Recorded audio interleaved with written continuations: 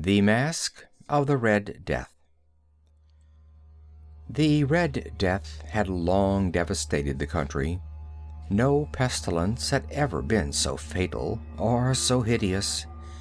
Blood was its avatar and its seal, the redness and the horror of blood. There were sharp pains and sudden dizziness, and then profuse bleeding at the pores with dissolution. The scarlet stains upon the body, and especially upon the face of the victim, were the pest ban which shut him out from the aid and from the sympathy of his fellow men, and the whole seizure, progress, and termination of the disease were the incidents of half an hour. But the Prince Prospero was happy and dauntless and sagacious. When his dominions were half depopulated, he summoned to his presence 1,000 hale and light-hearted friends from among the knights and dames of his court, and with these retired to the deep seclusion of one of his castellated abbeys. This was an extensive and magnificent structure, the creation of the prince's own eccentric yet august taste. A strong and lofty wall girdled it in. The wall had gates of iron. The courtiers, having entered, brought furnaces and massy hammers and welded the bolts. They resolved to leave means neither of ingress or egress to the sudden impulses of despair or of frenzy from within. The abbey was amply provisioned. With such precautions, the courtiers might bid defiance to contagion. The external world could take care of itself. In the meantime, it was folly to grieve or to think. The prince had provided all the appliances of pleasure. There were buffoons, there were improvisatori, there were ballet dancers, there were musicians, there was beauty, there was wine. All these and security were within. Without was the Red Death. It was toward the close of the 5th or 6th month of his seclusion, and while the pestilence raged most furiously abroad, that the Prince Prospero entertained his 1,000 friends at a masked ball of the most unusual magnificence. It was a voluptuous scene, that masquerade, but first let me tell of the rooms in which it was held. There were 7, an imperial suite. In many palaces, however, such suites form a long and straight vista, while the folding doors slide back nearly to the walls on either hand, so that the view of the whole extent is scarcely impeded. Here the case was very different, as might have been expected from the Duke's love of the bazaar. The apartments were so irregularly disposed that the vision embraced but little more than one at a time. There was a sharp turn at every 20 or 30 yards, and at each turn a novel effect. To the right and left, in the middle of each wall, a tall and narrow Gothic window looked out upon a closed corridor which pursued the windings of the suite. These windows were of stained glass, whose color varied in accordance with the prevailing hue of the decorations of the chamber into which it opened. That of the eastern extremity was hung, for example, in blue, and vividly blue were its windows. The second chamber was purple in its ornaments and tapestries, and here the panes were purple. The third was green throughout, and so were the casements. The fourth was furnished and lighted with orange, the fifth with white, the sixth with violet. The 7th apartment was closely shrouded in black velvet tapestries that hung all over the ceiling and down the walls, falling in heavy folds upon a carpet of the same material and hue. But in this chamber only, the color of the windows failed to correspond with the decorations. The panes here were scarlet, a deep blood color. Now, in no one of the 7 apartments was there any lamp or candelabrum, amid the profusion of golden ornaments that lay scattered to and fro or depended from the roof. There was no light of any kind emanating from lamp, or candle within the suite of chambers. But in the corridors that followed the suite, there stood, opposed to each window, a heavy tripod, bearing a brazier of fire that projected its rays through the tinted glass, and so glaringly illumined the room. And thus were produced a multitude of gaudy and fantastic appearances. But in the western or black chamber, the effect of the firelight that streamed upon the dark hangings through the blood-tinted panes was ghastly in the extreme, and produced so wild a look upon the countenances of those who entered, that there were few of the company bold enough to set foot within its precincts at all. It was in this apartment also that there stood against the western wall a gigantic clock of ebony. Its pendulum swung to and fro with a dull, heavy, monotonous clang, and when the minute hand made the circuit of the face, and the hour was to be stricken, there came from the brazen lungs of the clock a sound which was clear and loud and deep and exceedingly musical, but of so peculiar a note and emphasis that, at each lapse of an hour, the musicians of the orchestra were constrained to pause momentarily in their performance to hearken to the sound, and thus the waltzers perforce ceased their evolutions, and there was a brief disconcert of the whole gay company, and, while the chimes of the clock yet rang, it was observed that the giddiest grew pale, and the more aged and sedate passed their hands over their brows, as if in confused reverie or meditation. But when the echoes had fully ceased, a light laughter at once pervaded the assembly. The musicians looked at each other and smiled as if at their own nervousness and folly, and made whispering vows, each to the other, that the next chiming of the clock should produce in them no similar emotion. And then, after the lapse of 60 minutes, which embrace 3,600 seconds of the time that flies, there came yet another chiming of the clock, and then were the same disconcert and tremulousness and meditation as before.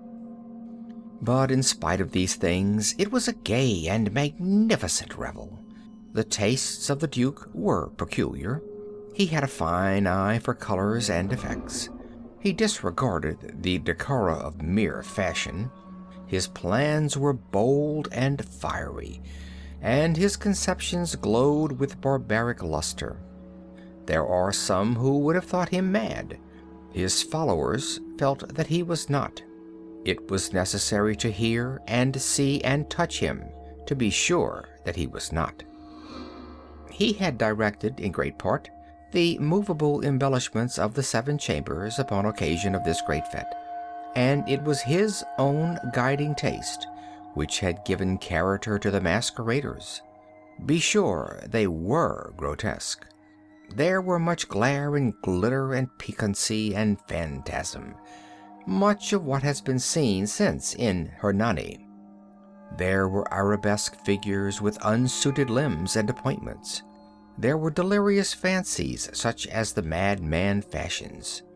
There was much of the beautiful, much of the wanton, much of the bizarre, something of the terrible, and not a little of that which might have excited disgust.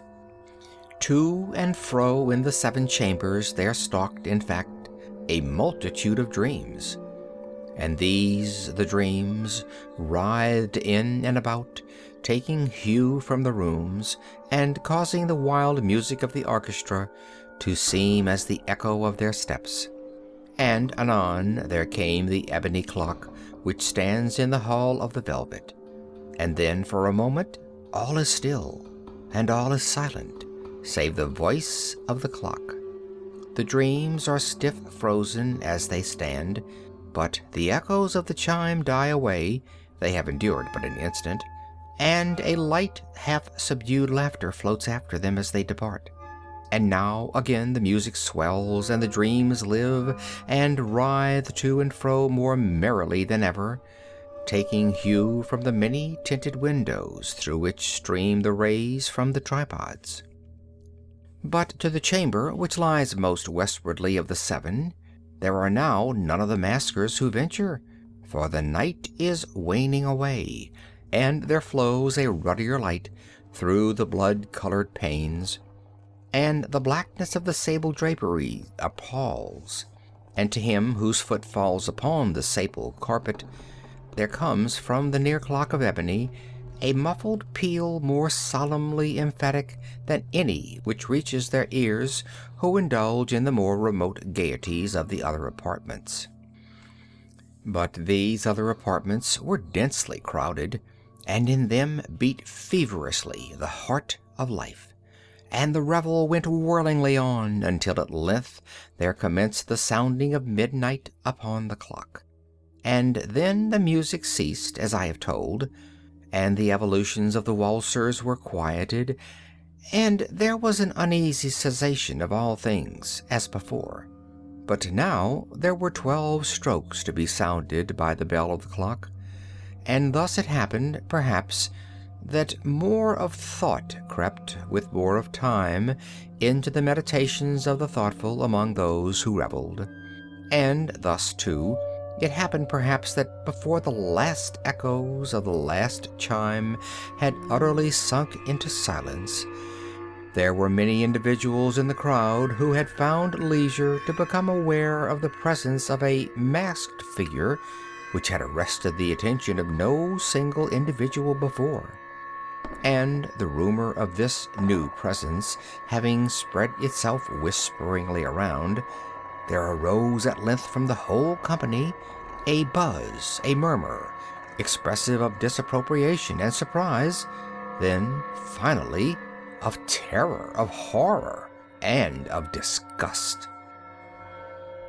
In an assembly of phantasms such as I have painted, it may well be supposed that no ordinary appearance could have excited such sensation. In truth, the masquerade license of the night was nearly unlimited, but the figure in question had out-Heroded Herod, and gone beyond the bounds of even the prince's indefinite decorum. There are chords in the heart of the most reckless which cannot be touched without emotion. Even with the utterly lost, to whom life and death are equally jests, there are matters of which no jest can be made. The whole company, indeed, seemed now deeply to feel that in the costume and bearing of the stranger neither wit nor propriety existed. The figure was tall and gaunt, and shrouded from head to foot in the habiliments of the grave. The mask, which concealed the visage, was made so nearly to resemble the countenance of a stiffened corpse that the closest scrutiny must have had difficulty in detecting the cheat. And yet all this might have been endured if not approved by the mad revellers around. But the mummer had gone so far as to assume the type of the Red Death. His vesture was dabbed in blood, and his broad brow, with all the features of the face, was besprinkled with the scarlet horror. When the eyes of Prince Prospero fell upon this spectral image, which, with a slow and solemn movement, as if more fully to sustain its role, stalked to and fro among the waltzers, he was seen to be convulsed in the first moment with a strong shudder, either of terror or distaste, but in the next his brow reddened with rage. "Who dares?" he demanded hoarsely of the courtiers who stood near him. "Who dares insult us with this blasphemous mockery? Seize him and unmask him, that we may know whom we have to hang at sunrise from the battlements." It was in the eastern or blue chamber in which stood the Prince Prospero as he uttered these words. They rang throughout the 7 rooms loudly and clearly, for the prince was a bold and robust man, and the music had become hushed at the waving of his hand. It was in the blue room where stood the prince, with a group of pale courtiers by his side, At first, as he spoke, there was a slight rushing movement of this group in the direction of the intruder, who at the moment was also near at hand, and now with deliberate and stately step made closer approach to the speaker.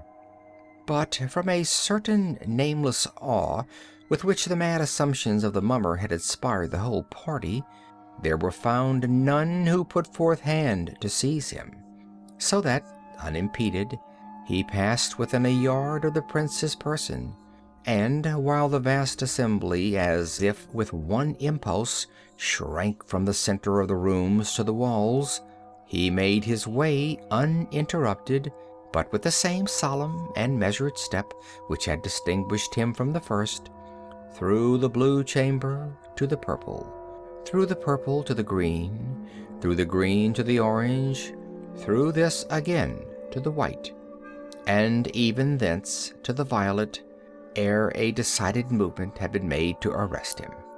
It was then, however, that the Prince Prospero, maddened with rage and the shame of his own momentary cowardice, rushed hurriedly through the 6 chambers, while none followed him on account of a deadly terror that had seized upon them all. He bore aloft a drawn dagger, and had approached in rapid impetuosity to within 3 or 4 feet of the retreating figure, when the latter, having attained the extremity of the velvet apartment, turned suddenly and confronted his pursuer. There was a sharp cry, and the dagger dropped gleaming upon the sable carpet, upon which, instantly afterwards, fell prostrate in death the Prince Prospero. Then, summoning the wild courage of despair, a throng of the revelers at once threw themselves into the black apartment, and seizing the mummer, whose tall figure stood erect and motionless within the shadow of the ebony clock, gasped in unutterable horror at finding the grave cerements and corpse-like mask which they handled with so violent a rudeness untenanted by any tangible form. And now was acknowledged the presence of the Red Death. He had come like a thief in the night, and one by one dropped the revelers in the blood-bedewed halls of their revel, and died each in the despairing posture of his fall. And the life of the ebony clock went out with that of the last of the gay, and the flames of the tripods expired, and darkness and decay and the Red Death held illimitable dominion over all.